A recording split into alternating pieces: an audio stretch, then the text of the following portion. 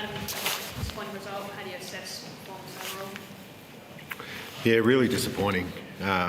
Just spoke to the boys about that now. When you look across the entirety, the whole game, numbers, when you look at inside 50s and clearances, and I thought the response after quarter time was a positive for the middle part of the game, but just we weren't up to standard the first quarter. To give up 6 goals from stoppage isn't, one, it's not the right way to play, but it's not what you want to do on the road and at a different venue, things like that. So we've got obviously a young ruckman. To start that way, we were just a little bit scattered around stoppage, and like I said, giving up that type of start, the alarm bells are ringing. So the response in the second and third quarter is a positive, and to be right in the game during that third quarter to get back to within 20 points or whatever it is.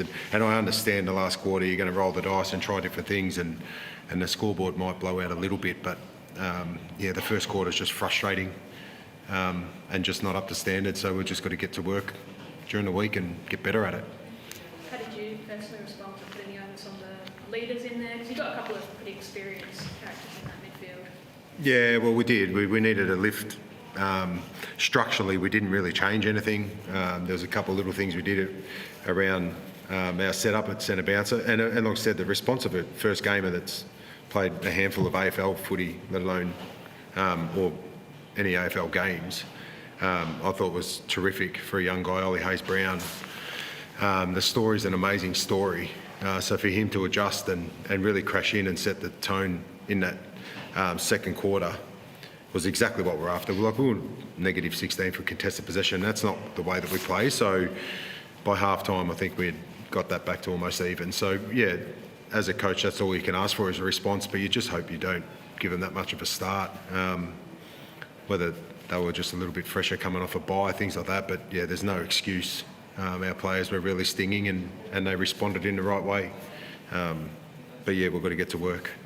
Did you have any inkling that anything was upcoming? Just sometimes there's a feel about it, or did you feel good coming in and then just sort of hit you between the eyes? Oh, well, they're highly talented. They're a team that was, like I said, they'd lost 3 in a row. They're in a different window than us. And like I said, we've got a guy playing his first game. He hadn't played footy 3 years ago. He was playing basketball. So, our Achilles heel right now with some of the players that we've got out is really testing us. But like I said, there's little glimpses that within game, whether it's a response or within game, and the adjustments that our players are making out there is a positive. So, we're obviously going through a little bit right now with personnel. But like I said, I'd be more disappointed, more worried if we didn't get back to 20-odd points behind in the third quarter and have a chance of winning the game or having a sniff at winning the game. So we'll take the positives out of that part of the game, but at the same time be really honest with the way that we review the first part, because that wasn't up to standard and we need to get better. McKelty felt like the man who might be able to really drag you back into it. How do you see this game? Yeah, well, that's the little shining light. So if Liam Fawcett kicks 3 in front of 60-odd family, which is a great story. Like he's taught and worked really hard for his spot. He's really deserved his spot. So he showed some glimpses the last couple of weeks. And yeah, Kelts is, we tried to help him today. Like our forward line right now, we're really young. So doing what we did with Campbell Gray off the bench and Ruck off the bench, just so those 3 key forwards could go and play together and just compete for us. They had some moments, but at the same time, there was times that even when we were coming back, we won the first 3 centre clearances in the second quarter and they all get intercept marks. So I really feel for some of those, all our young forwards right now. They're going through a lot. Jonty Falls wearing a lot of that responsibility, but he's in his 13th or 14th game. Aaron Cadman's played 50-odd games, and that's where we expect Jonty to get to. Both highly talented, but he's just had more time. And he looked like Superman out there today, Cadman. So, and that's, like I said, that's the shining light, or that's what we're looking for. But right now, some of those young boys are really battling. Sam Waller gave you a couple of moments as well. I think he assisted the first Campbell's goal and then he kicked that one after the siren to get your noses back into the game. How did you see his game? Yeah, well, we're doing exactly that. We're going through and he's growing. So growing his midfield time. We'd love to have two of him out there. So, but he's getting that exposure right now inside. We need him forward when he can. He's growing his leadership. All those little things as he's ticking over games. He's growing on the field. So his second half he won't be happy with. He started really well, started to fade away, and that's going to take time as well. So. Once again, Finn Callaghan's the type of player that we see Sammy like eventually going inside and playing high midfield time, and Finn ends up having 35 touches, and that's where we want Sammy to get to. So, like I said, those the silver lining is the fact that they're getting opportunity and exposure to varying roles. We just need to do it for longer.